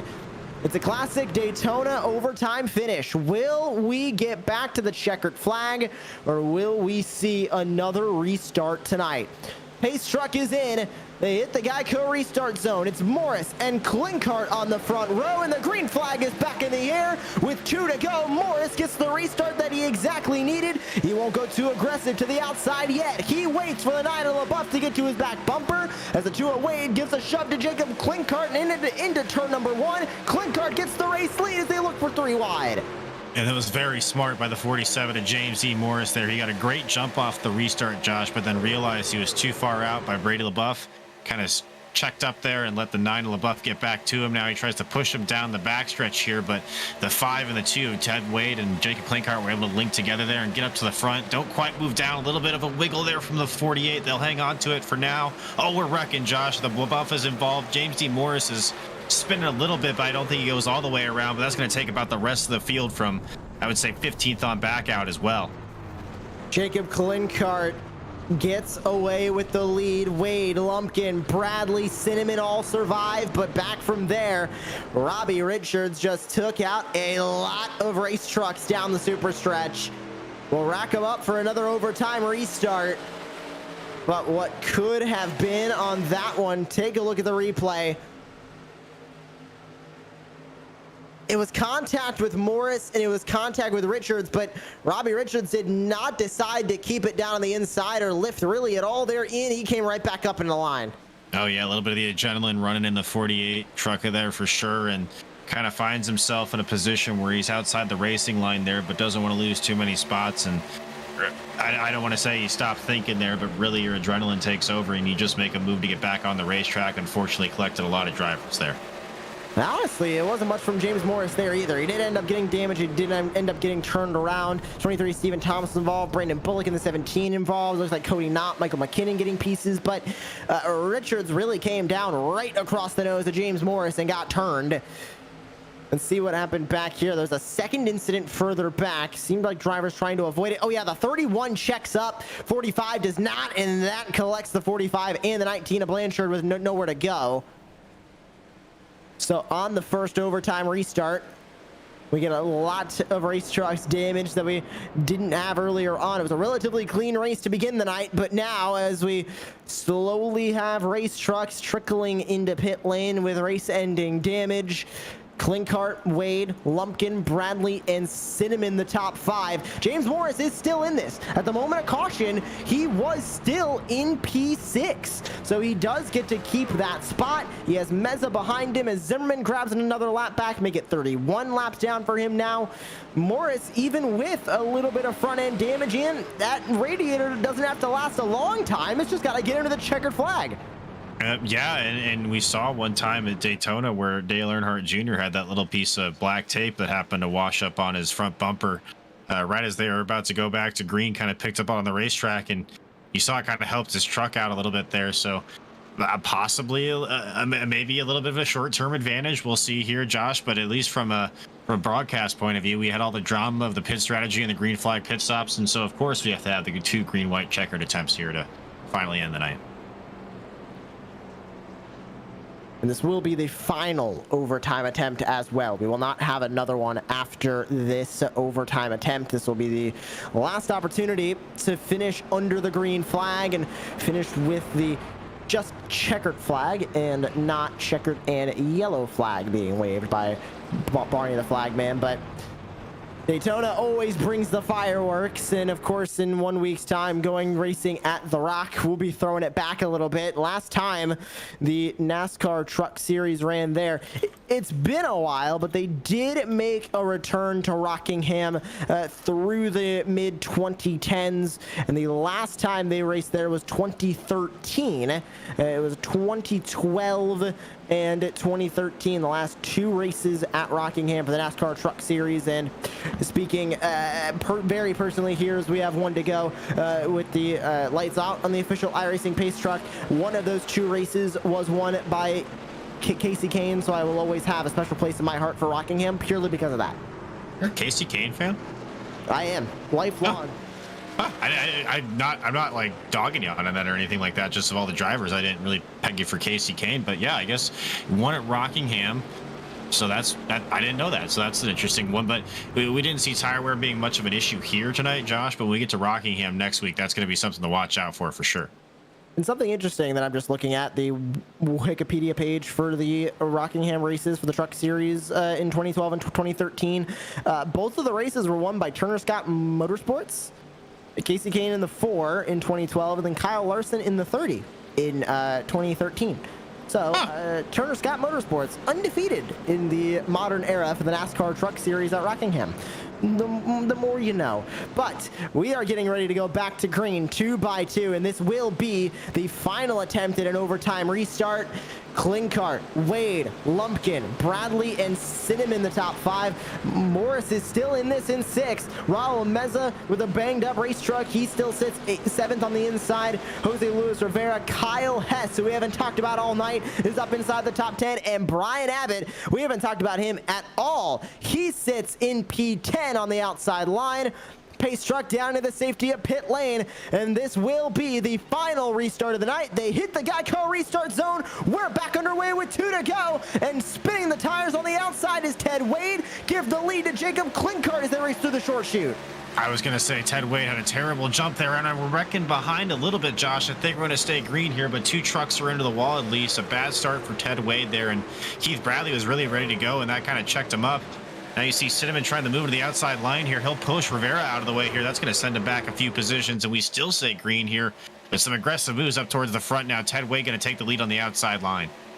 Ted Wade looking for his 5th race win of the season. He's got help from teammate Keith Bradley behind. They've also got teammate Chris Cinnamon in line on the outside. They don't dip down, leaving Klinkart wide open on the inside. He's got Lumpkin in tow. He's got Jose Luis Rivera behind him as well. And as they roar off of turn 4, it'll be white flag. One final lap for the World Center of Racing. This race will end with the checkered flag, and Klinkart looks for race win number 1. Wade looks for win number 5 as they fan out almost to 3 wide. They will go 3 wide in the back. Morris gets touched in 1. Morris gets touched at 1. He's going to get into the 0-5 of Hudson there, and they're going to go around in the back, but we're going to keep racing all the way to the checkered flag here, Josh, and that's going to push the 2 of Ted Wade into the middle line now. Bradley on the outside with the 3 of Cinnamon pushing him, but the 5 of Klinkart there is going to continue to run to the inside, and he's going to have a challenge to the outside here from the 29, but I don't think they're going to get there, Josh.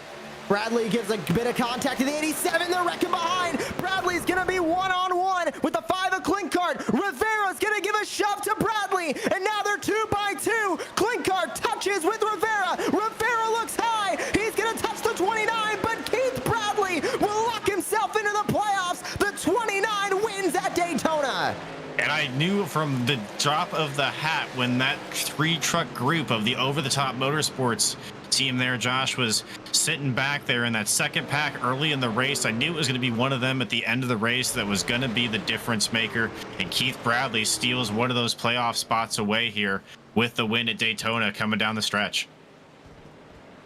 This will be his first win of the season, 6th all-time in the NASRA Triple M Pulling Truck Series.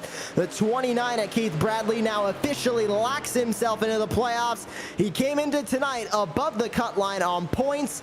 Now he doesn't have to worry about points all the way into the playoffs. He is locked in with 2 rounds still left to go in the regular season. Gutted for Jacob Klinkart. He ends up in 2nd place after leading coming off of turn 4. We'll talk to Keith Bradley, Jacob Klinkart, and Jose Luis Rivera in the post-race show. But it's Keith Bradley that's going to burn it down in the front straightaway first. He wins the Starbase Comics 200 from Daytona. You mentioned it's got to be absolutely heartbreaking there for Klinkart. Fought so hard and really a clean race all the way to the end. Jose Luis Rivera there had a chance there on the outside as well, and Bradley just threw the block at the last second and able to burn it down here, and he'll go to victory lane tonight from Daytona, Josh.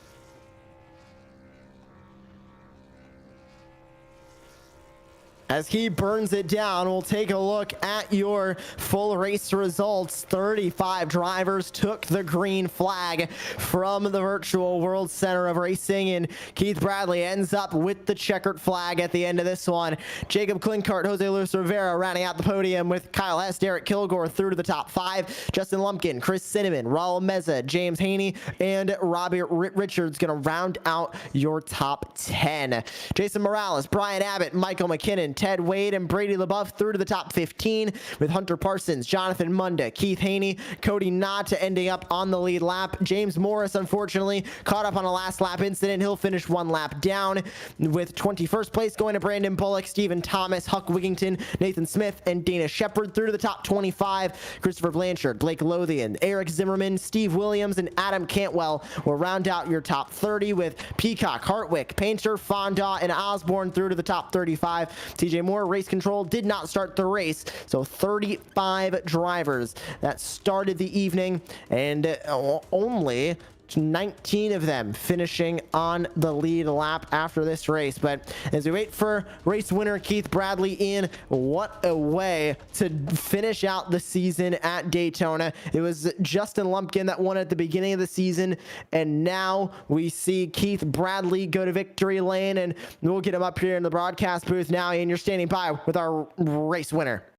Well, Keith Bradley, it was a classic Daytona finish. It was 2 green-white checkered attempts and then carnage all the way to the checkered flag, and you came away victorious tonight. What do you see out of your windshield there in that last green-white checkered and then coming to the finish line there? It's chaos. It was chaos everywhere. The trucks really loosened up there with less fuel for sure, and I gave a shot to Ted, and I thought at least 4 of us were done for, and I had to take the momentum when I had it, and I apologized to him. I kind of left him hanging, but I kind of had to do what I had to do. But man, it was wild. That finish was wild. And I want to actually go back a little bit earlier in the race, coming to the end of stage 2 and towards that the green flag pit stop there in the latter half of stage 3. We saw you make that outside line work so well by yourself, just side drafting the trucks. How were you able to do that for so long, really by yourself on that outside line there? That's a good question. I don't even really know. I was telling my teammates in Discord here that, man, if we can get enough guys up here in the 3rd lane, I think we could get it rolling pretty good. I was like, I'm doing it by myself, and I'm keeping pace with them, and I was surprised. I know I had to hang tight on a couple guys, and they probably didn't like it, but I mean, I tried it to see if it would work towards the end of the race, and it paid off. Well, and you mentioned all 3 of your teammates there. You guys were all together at a line there coming to the white flag. Was there any discussion kind of before the race, knowing that they were already locked in the playoffs and you were still looking for that in there? Were you guys kind of looking to get you the win there, or is it just whoever's the fastest at the given time? Just whoever's in position at the time. Me, Ted, and Chris, we work pretty well together at super speedways. We'll take the day of the race, and we'll talk about what we should do and what we shouldn't do, and if we should hang back. I mean, if you go back and watch all of our super speedway races with NASRA, immediately at the green flag you see us drop to the back, because it pays off to be there at the end, and we have good communication with it. And tonight, I mean, it was the same thing. It was whoever's ahead of whoever, just push till we blow up. And it did pay off for you at the end there, coming home winner of this race tonight. Anybody you want to shout out who helps you get it done out of the racetrack? Oh, yeah, 100%. I want to thank Dan's Top Notch Heating and Cooling. He paid entry fees for myself, Ted, and Chris this season as a primary sponsor. And John Hedrick at Over the Top Designs, NASRA, you guys bring us a great broadcast every Friday night, and I appreciate it, and I'm sure everybody else does too. Brady for all the hard work, all the admins, all the members. And I really want to throw out a big special thank you to John Hedrick. It's my last season in NASRA as far as the truck series goes, and with Upfront Motorsports. I'm moving on to a new team next season, and I'm excited for that. Well, we're excited to see what the rest of the season brings to you, so enjoy your P1 finish, and thanks for taking some of your time to come talk to us here, Keith, in the booth. Thank you, guys. And that was your race winner, Keith Bradley. Josh, you're standing by with probably our heartbroken 2nd place finisher here, Jacob Klinkart.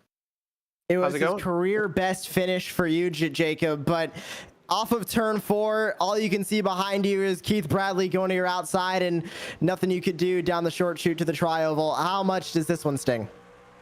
It doesn't sting that much.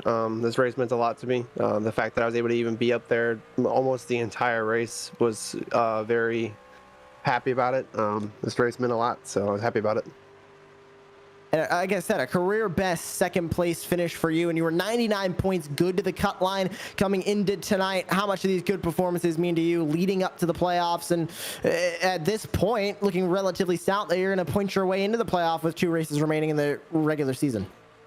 It means a ton. I feel like I'm kind of like an underdog. I know I haven't gotten a win yet this season, but I feel like I can maybe poke one in or just sit there and point my way in all the way till the ending. So I'm excited. This is be a fun playoffs for me. And of course, heading through those playoffs, still looking for that first race win. Do you have confidence that working your way through the playoffs, you can make it through at least the at least to the elite 8 and out of the Sweet 16 round? Yeah, I think so. To be honest, the way the format is and how many people we don't really get that many different winners, I even think I could probably point myself into the championship 4, but we'll see what happens. Congratulations on your second place finish tonight, Jacob, and thank you for taking your time out of your evening to come speak with us here in the booth. No problem. Jacob Klinkart, second place finish for him tonight, and we round out the post-race show with Jose Luis Rivera in the number 20, and it was a bit of a late charge for you there at the end, Jose. Talk about that race and really going from the back to the front and eventually finding yourself in P3, avoiding all the last lap incidents. Oh, it was a wild race. With about 5 laps to go, I thought it was all over. I didn't think there was going to be another yellow. I was on the verge of getting lapped down, running like 20th. There was a lot of stress going on there, and then we got the yellow. And after everything cycled out, I came out in 7th on the restart. And, well, all the chaos from Daytona happened, and we found ourselves making a charge in the last turns there. Still looking, of course, for race win number 1, and going through the season so far, hasn't been the best running for you outside the cut line at P19 coming into tonight. What is this going to do for you as you make that last minute charge into the playoffs? Of course, 3rd place and a bit of stage points gotta feel good for you, and being able to try and get as many points as you can with very limited time remaining in the regular season. It's a step in the right direction, honestly. I feel like this has been a really weird season for me. I've actually, I feel like I've had some of the best runs of my career, but for one reason or another, you know, things go wrong and the results aren't there, whether it's technical issues or getting wrecked out, poorly timed cautions. But I think it's a step in the right direction. We're hoping to get back into the playoffs here in the next couple of weeks so that we can make a charge at it. Rockingham in 1 week's time. Can that be where you walk away with that victory? You feeling confident there? I'm not the best at Rockingham, but I'm gonna put some practice laps, see what we can do, see if we can pick up some speed. You know, we got a lot of great racers here in this series, and you know, I just got to try to keep up with them and eventually pass them. Congratulations on your 3rd place tonight, Jose, and hopefully we'll be talking to you in the booth again next week. Yeah, hopefully. One second. Can I just thank my painter? Of course. I want to thank my painter, iRacing Paints. He's going through a lot of tough times right now. He's made all the paints for us throughout the season. Jacob's actually my teammate. Kind of left him hanging there. Sorry. But our painter is going through a hard time with his family and everything. And I just want to say, you know, we're all there for him. We support him. But man, everything's going to be all right. I also want to thank NASRA, Racecraft, Race Lab, and everyone that makes this possible. Another congratulations to you, Jose. Congratulations on your 3rd place finish tonight. Thank you. As all 3 of your top finishers tonight, Jose Luis Rivera in 3rd, Jacob Klinkart in 2nd, and Keith Bradley grabbing the win in the Starbase Comics 200 from virtual Daytona. 1 week's time in, we go to the Rockingham Speedway. Very much a wild card track. Is it a short track? Is it an intermediate? Nobody really knows, but it creates some great racing. Yeah, it's like Schrodinger's racetrack. It exists in a form of being like a short track and a 1.5 mile track. And unfortunately for you, Casey Kane won't be there, but I think you and I will be there at least to cover the action. So I'm excited to see that one. I think it's a track that not many people are familiar with as far as getting it in rotation on official races or something like that. But I'm excited to see that. Tire wear is going to be a factor. It'll be my first race, at least watching a race at Rockingham on the virtual side. So it'll be a good one for sure. And we hope that you'll join us right here on Racecraft TV. Same time, same place, Friday night, 9 p.m. Eastern time when we get started with all the action from virtual Rockingham. That'll do it for us here from the virtual Daytona International Speedway. On behalf of Brady LaBeouf and everybody at NASRA Triple M Pulling Truck Series, for Zach Johnson, our producer tonight, and my colleague in the booth alongside myself, Joshua Lee, was Ian Fisher. We thank you for tuning in to the Starbase Comics 200. 3 unique winners in 3 different races for the NASRA Triple M Pulling Truck Series. Will it be 4 unique winners in 4 races in a row when we go racing from virtual Rockingham? Tune in then to find out. But congratulations to Keith Bradley, a winner at Daytona.